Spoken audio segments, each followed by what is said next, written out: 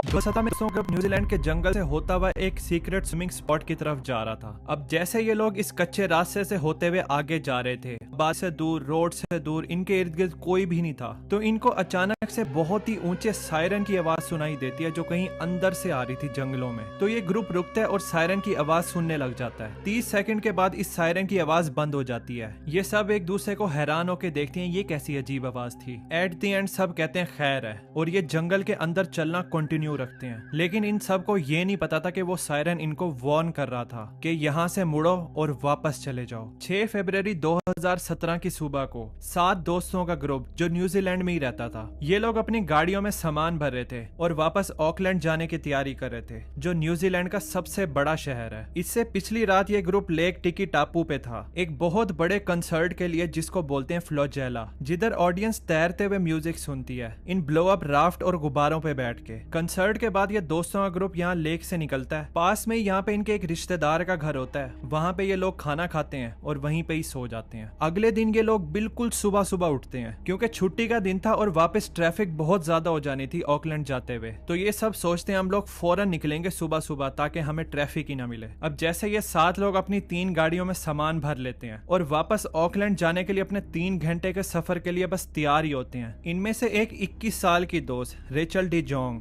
ये सजेस्ट करती है वापस जाने से पहले एक चक्कर लगा लेते हैं। अब रेचल और इसी ग्रुप में एक लड़की होती है मैडी। इन्होंने कुछ महीने पहले एक सीक्रेट स्विमिंग स्पॉट को डिस्कवर किया था जो यहाँ से सिर्फ 15 मिनट की ड्राइव पे था और वो ऑकलैंड जाते हुए रास्ते में ही आना था। ये स्विमिंग स्पॉट बड़ा ही जबरदस्त ब्लू और ग्रीन पूल था जो अच्छा खासा गहरा था और ये जंगल के बीचों बीच था। ये पूल वहाँ पे वाइकाटो रिवर का ही हिस्सा होता है, लेकिन रिवर का ये वाला हिस्सा जिधर ये पूल था, यहाँ पर पानी या तो ज्यादातर कम होता है या फिर ये एरिया होता ही ड्राई है, जिसकी वजह से देखने में ऐसा लगता है कि इस एरिया में बस यहाँ पर एक पूल ही है अलग से। वैसे तो इस फॉरेस्ट में कोई ऑफिशियली ट्रेल नहीं था जिसको फॉलो करके इस पूल तक पहुंचा जा सके। हाँ, यहाँ पर एक अनऑफिशियल कच्चा रास्ता जरूर था, वो भी कई सालों के अरसे से बना था जब लोकल लोग यहाँ से गुजरते हुए इस पूल तक पहुंचते थे। तो रेचल की सजेशन का सुनकर सारे दोस्तों का ग्रुप कहता है ये तो बड़ा अच्छा आइडिया है। तो ये ग्रुप तीनों गाड़ियों में बैठता है और यहाँ से तकरीबन 11:40 पर निकलते हैं। रेचल और मैडी इन सब को उस डर्ट ट्रेल के स्टार्ट पर ले जाते हैं। ये लोग रोड के पास अपनी गाड़ियों को पार्क करते हैं, वहां से उतरते हैं। फिर रेचल और मैडी आगे पैदल चलते हुए उस ट्रेल के स्टार्ट पर ले जाते हैं सबको और फिर ये लोग उस जंगल में एंटर होना शुरू हो जाते हैं। 15 मिनट बाद तकरीबन 12 बजे ये ग्रुप उस पूल के काफी करीब होता है क्योंकि इनके सामने दरख्त काफी कम होना शुरू हो जाते हैं। लेकिन फिर उसी वक्त ये ग्रुप रुक भी जाता है क्योंकि जंगल में इनको अपने सामने कहीं दूर से इतनी ऊंची सायरन की आवाज सुनाई देती है एकदम से। ये सायरन तकरीबन 20 से 30 सेकंड तक बजता है और फिर बंद हो जाता है। तो ये दोस्तों का ग्रुप एक दूसरे की तरफ देखता है कि ये किस चीज के सायरन की आवाज है। फिर एक पॉइंट के बाद कहते हैं खैर है और फिर आगे ही बढ़ते रहते हैं। इस सायरन के बंद होने के 1 मिनट बाद ये ग्रुप उस कच्चे रास्ते के एंड पर पहुंच जाता है और अब ये लोग एज पे खड़े होते हैं। इनके आगे बिल्कुल नीचे वो बड़ा खूबसूरत सा पूल होता है जिधर इन्होंने स्विमिंग करनी थी। तो ये लोग पत्थरों से उतर उतर कर उस पूल के पास पहुंचते हैं। वहां पर सब लोग अपने स्विमिंग सूट पहनते हैं, पूल में छलांग लगाते हैं और ये इस पूल के दरमियान की तरफ स्विम करना शुरू कर देते हैं जिधर 2 बड़े पत्थर पानी से बाहर निकले हुए थे और ऐसा लग रहा था ये कोई छोटे से आइलैंड है। तो रेचल और बाकी लड़कियां जो टोटल में 5 थी वो सब एक पत्थर पे चढ़ जाती हैं और जो 2 लड़के थे जो इस ग्रुप का पार्ट थे वो दोनों दूसरे पत्थर पे चढ़ जाते हैं। ये लोग इधर उधर देख रहे थे,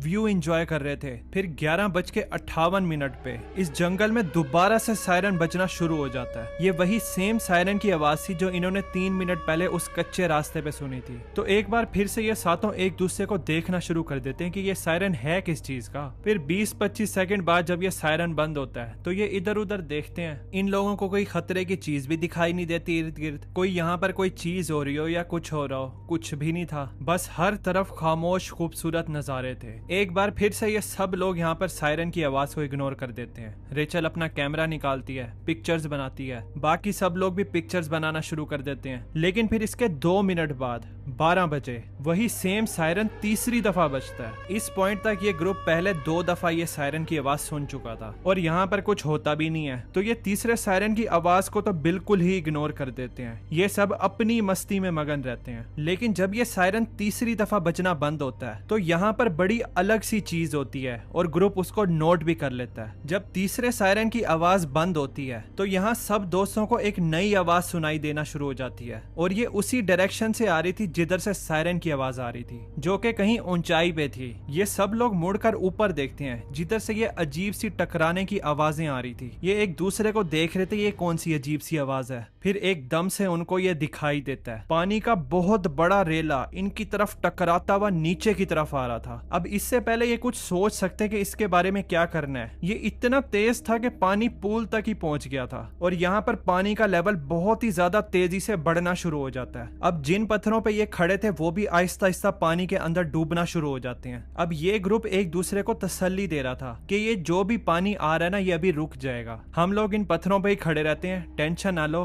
पानी यहाँ से गुजर जाएगा। लेकिन कुछ ही सेकंड्स में जिन पत्थरों के ऊपर ये खड़े थे वो बिल्कुल ही पानी के अंदर डूब गए थे और पानी का प्रेशर इतना ज्यादा था कि वो इस पे स्टेबल खड़े नहीं हो सकते थे। फिर एक पॉइंट पर ये भी सोचने लग जाते हैं अगर हम यहाँ से जल्दी ना निकले तो हम लोगों को ये पानी नीचे की तरफ बहा कर ले जाएगा। तो जो 2 लड़के थे वो अपने पत्थर से छलांग मारकर इस बड़े वाले सेफ पत्थर पे आ जाते हैं जो कि पीछे फॉरेस्ट के साथ कनेक्टेड था, यानी ये पत्थर यहाँ पर सेफ्टी था। वो यहाँ पर आते हैं, मुड़कर पीछे लड़कियों की तरफ देखते हैं जो अभी अपने डूबे हुए पत्थरों पे खड़ी थी। वो चीख कर उनको बोलते हैं तुम लोग हमारी तरफ स्विम करने की कोशिश करो, हम तुम्हें वहां से पकड़कर पत्थर के ऊपर चढ़ा लेंगे अपने। लेकिन लड़कियां इधर उधर देखती हैं, पानी तो उनके घुटनों से भी ऊपर होता है और बहाव इतना तेज होता है कि वो बड़ी मुश्किल से खड़े हो पा रही होती हैं। इनको पता होता है अगर इन्होंने पानी में स्विम करने की कोशिश भी की तो ये पानी इनको फौरन नीचे की तरफ बहा कर ले जाएगा। तो ये ग्रुप फौरन से डिसाइड कर लेता है कि इनके पास एक ही ऑप्शन बच गया है। लड़कियां लिटरली जंप कर आगे बंदे को पकड़ेंगी जिसने अपने बाजू को इनकी तरफ फैलाया हुआ है। तो रेचल डी जोंग सबसे पहली लड़की होती है इस चीज को ट्राई करने के लिए। वो छलांग मारती है आगे की तरफ, लड़का उसका हाथ पकड़ लेता है और वो उसको सेफ्टी की तरफ खींच लेता है। फिर ये तीनों मुड़ते हैं और बाकी लड़कियों को अपनी तरफ छलांग लगाकर पकड़ना शुरू कर देते हैं।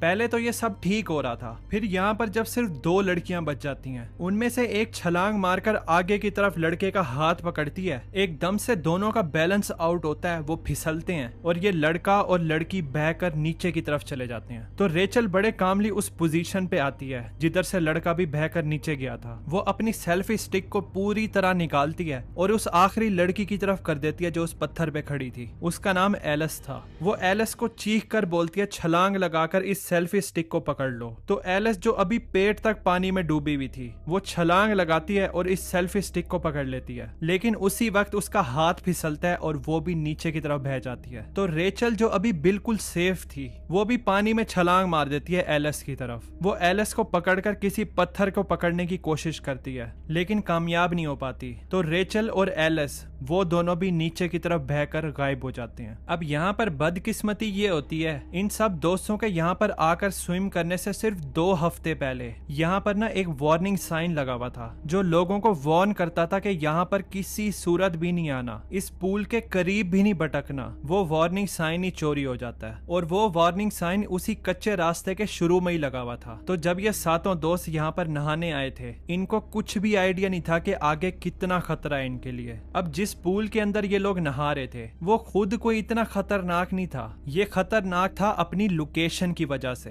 क्योंकि ये पूल एक स्पिल जोन के बिल्कुल बीच में था। ये पूल जिधर ये लोग नहा रहे थे इससे तकरीबन 650 फीट दूर ऊपर की तरफ एक डैम होती है और दिन में 2 से 3 दफा ये लोग अपने गेट को ओपन करते हैं जिसमें से 20,000 गैलन पानी पर सेकंड नीचे की तरफ आता है और ये पानी का बहुत बड़ा रेला तेजी से नीचे की तरफ आता है। ये गेट सिर्फ 15 मिनट के लिए खोला जाता है और इस चीज को सिर्फ टूरिस्ट को दिखाने के लिए किया जाता था। ये चीज दिखाने के लिए कि ये रिवर इस डैम के बनने से पहले किस तरह बहता था। 6 फरवरी 2017 को इस डैम ने 12 बजे खुलना था। तो वो जो 3 वार्निंग सायरन थे जो इन्होंने सुने थे वो ये बताने के लिए थे कि यहाँ पर डैम का दरवाजा खुलने वाला है। और जाहिर सी बात है इन सातों दोस्तों को इस चीज का कोई आइडिया नहीं था। जब डैम का दरवाजा 12 बजे वाले स्पिल के बाद बंद हो जाता है तो जो 3 दोस्त थे जो उस सेफ्टी वाले पत्थर के पास पहुंच गए थे और नीचे की तरफ बहने से बच गए थे, वो उन चारों दोस्तों को ढूंढना शुरू कर देते हैं जो नीचे की तरफ बहकर चले गए थे। और फिर वो उनको मिल भी जाते हैं। उनमें से 3 दोस्त सरवाइव करते हैं। जो एक नहीं सरवाइव करती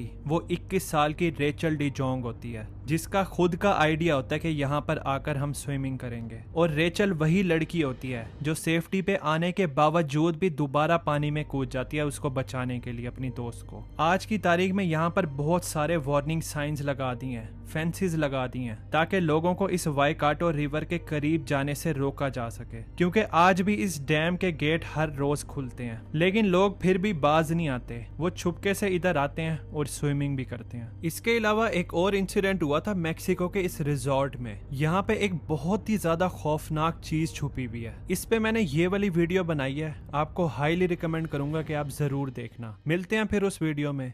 थैंक्स फॉर वॉचिंग।